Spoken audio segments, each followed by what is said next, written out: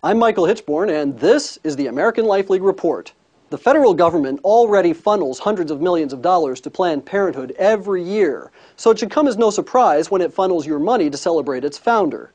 The Smithsonian National Portrait Gallery recently opened a new, federally funded exhibit that, according to the museum's curator, celebrates women who have challenged and changed America over the past century.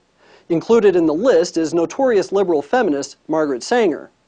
The National Portrait Gallery website provides a brief description of Sanger, describing a concerned crusader who fought with the courage of a wounded tiger for the promotion of birth control. What the Smithsonian exhibit fails to mention, however, is that Margaret Sanger founded the largest abortion chain in the country, now known as Planned Parenthood. But the exhibit also fails to explain the racist ideology behind Sanger's promotion of birth control. Many people don't really know what eugenics is. Eugenics is defined as belief in the possibility of improving the qualities of the human species by discouraging reproduction by persons having genetic defects or presumed to have inheritable, undesirable traits. Essentially, eugenics is the creation of a master race by controlling who has children and who doesn't. An article appearing in the January 31st, 1922 edition of the New York Times bore the headline, "Mrs. Sanger says Superman is the aim of birth control." If creating a race of supermen is the goal, who did Sanger believe had genetic defects or undesirable traits that stood in the way? In his book, Birth Control, Facts and Responsibilities, Adolf Meyer quoted an essay Sanger wrote in 1925, entitled, "The Need of Birth Control in America." Birth control is not merely an individual problem. It is not merely a national question. It concerns the whole wide world, the ultimate destiny of the human race. In his last book, Mr. H.G. Wells speaks of the meaningless, aimless lives which cram this world of ours. Hordes of people who are born, who live, yet who have done absolutely nothing to advance the race one iota. Their lives are hopeless repetitions. All that they have said has been said before. All that they have done has been done better before.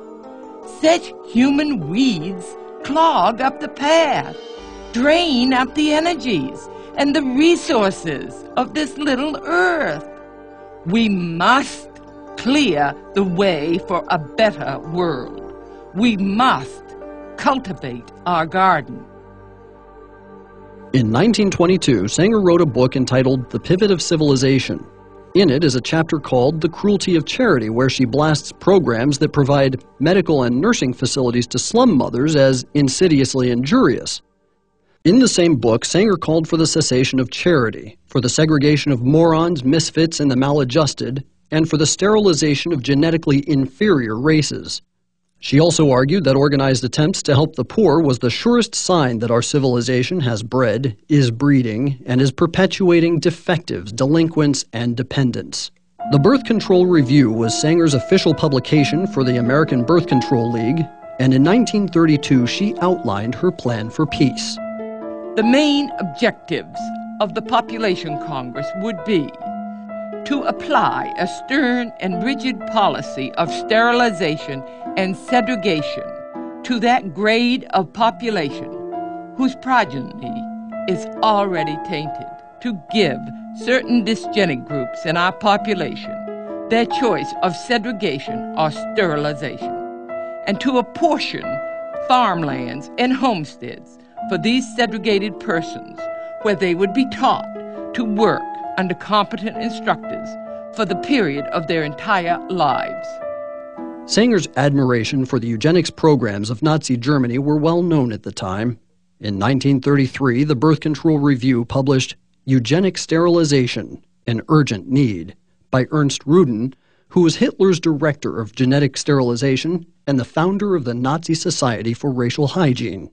In her praise for the eugenics programs in Germany, Sanger called for the implementation of such programs in the United States, specifically targeting African Americans. The following editorial was published in the 1932 issue of the Birth Control Review. The Negro problem is one of the most complicated and important confronting America.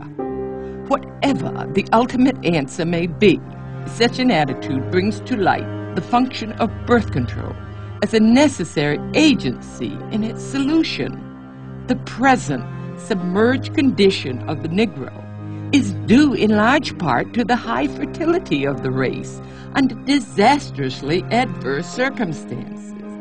Thus, the question arises, to what extent birth control has had a eugenic effect upon the Negro race?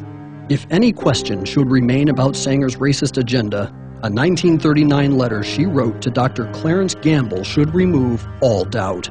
We should hire 3 or 4 colored ministers, preferably with social service backgrounds and with engaging personalities. The most successful educational approach to the Negro is through a religious appeal. We don't want the word to go out that we want to exterminate the Negro population. And the minister is a man who can straighten out that idea if it ever occurs to any of their more rebellious members. Can there be any wonder why Planned Parenthood opens its facilities in poor inner-city neighborhoods populated by minorities?